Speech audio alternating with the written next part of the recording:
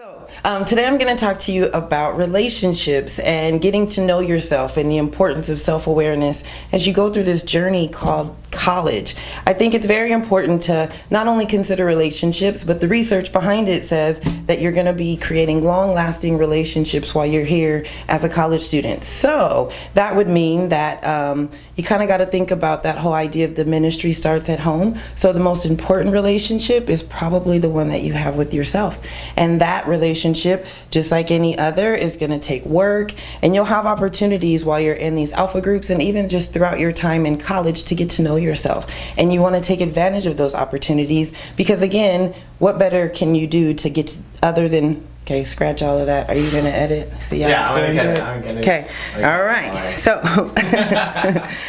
what better can you do than get to know yourself and take advantage of those opportunities so that you can show up for relationships and be a better you and then get to know someone else? I would also argue, how much can you get to know another person if you really don't know who you are? And if we're seeking out relationships, then how do you know what to look for if you don't really know yourself? But I think when we think about relationships, right, what does that relationship with yourself even look like? We would probably argue that relationships should be based on honesty, and people should be maybe nice to each other and even caring. And so when you think about some of those attributes of a relationship, how does that apply to the relationship that you have with you? Are you nice to you, right? Do you tell yourself the truth? Are you really keeping it real with you? And, you know, when it comes to caring, do you take time for self-care? Oftentimes, as good old Christians, right, we're all about being a servant and being selfless. And sometimes there's I think a fine line between the two of being selfless and self-care and making sure that we do the things that we need to do to take care of ourselves so that then we can show up for other relationships. Now, in terms of relationships, like I said, they're all work, right? And when it comes to thinking about the relationships that you're creating in college, not everyone is going to be your best friend. And I know that's cliche, but literally there's a researcher, a theorist actually, Yuri Bronfenbrenner, say that really, really fast. And he has this idea of ecological systems, and basically that well, he has a whole bunch of ideas, but one of them is that there's kind of like these circles of engagement, or I think of them as like, here's me, and then there's these different circles that get wider and wider around me, and within those are different types of relationships. So obviously the ones that are closest to me, right, the circles that's closest to me are going to be my closest relationships, my family, right, my closest friends, etc. And then they kind of grow and become a little bit more distant as they go out. So when you think about people, we don't always have to have everyone in that very, very, very first circle. I would even say that because it's the circle that's closest to you, then that's like, it deserves like a lot of protection, right? Not everybody can be in that circle, and that's okay, right? Again, going back to like, you know, is it okay to kind of move someone away from being close to you? We have to do that sometimes, and it doesn't mean that we completely disengage with someone altogether, but maybe we move them to an outer circle so that they're not so close to who we are and maybe impacting the person that we're trying to be. And that's okay, right? But you have to know, again, yourself, to know what are the boundaries and what do they look like when it comes to those circles, and what are the kind of like the standards, or maybe even the rules, if you want to say, for the rules of engagement, right, for the people that are in those different circles. And when someone violates whatever that boundary is, then it's okay for you to do the work for yourself, right? It's a good thing to move that person to wherever they need to be. But again, it goes back to knowing yourself. And if you don't have an idea of who you are and what you need, then a lot of that boundary stuff is going to look really murky. But it's a process. You're going to learn what the boundaries need to be for you, and they're not always going to be the same for everybody, and you'll work through that and be able to create them, but just being intentional about it as you go along. Now, finally, when we talk about relationships, there's always this idea when you go to college that you're going to meet your dream soulmate, and they're just going to come, you know, out of the sky and be this sweet angel from heaven. But here's the thing.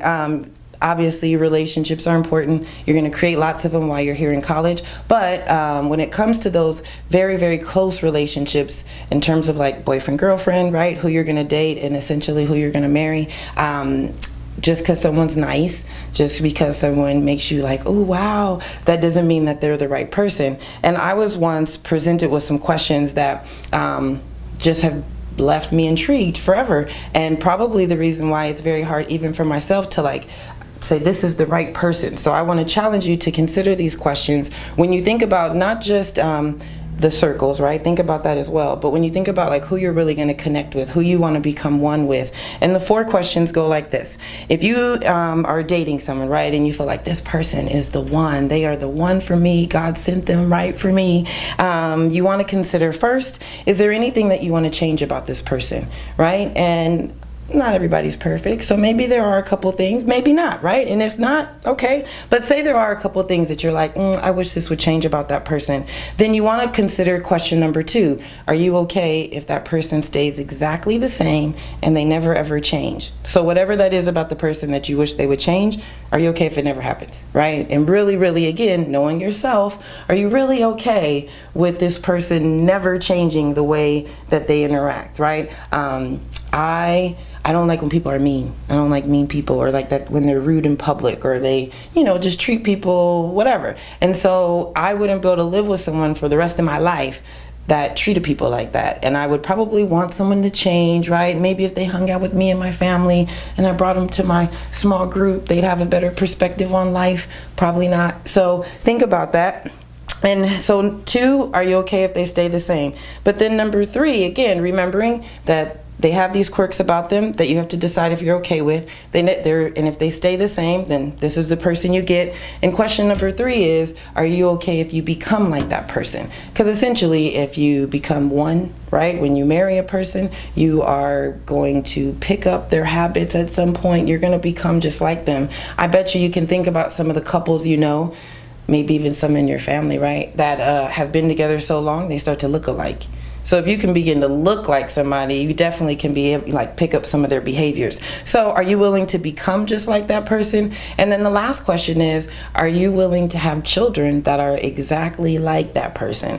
Because all of those things are very likely to happen when you come into a relationship. And so just again, knowing yourself and really working through some of those questions when it comes to dating and really settling down. But then even more so, just in terms of relationships, know who you are so that you can be present, not just to the relationships, but even before then, be present to yourself and know, who am I? What do I like? What are my boundaries? What are my, game changers? And what are my things that I am actually going to say, that's it, we're done, or the things that I'm willing to accept. You got to know what all those things are as you navigate through these relationships, and it's worth it, right? But most importantly, when you're thinking about relationships, it's important to think about your relationship with Jesus, right? Of course, that's what we're here to do, create, etc. But as you develop a relationship with yourself, the most priority part of that is that you're developing a relationship with Jesus. Those go hand in hand, and then everything kind of just falls into place when it comes to those boundaries and how you see yourself and how you're willing to protect yourself, because you're worth it.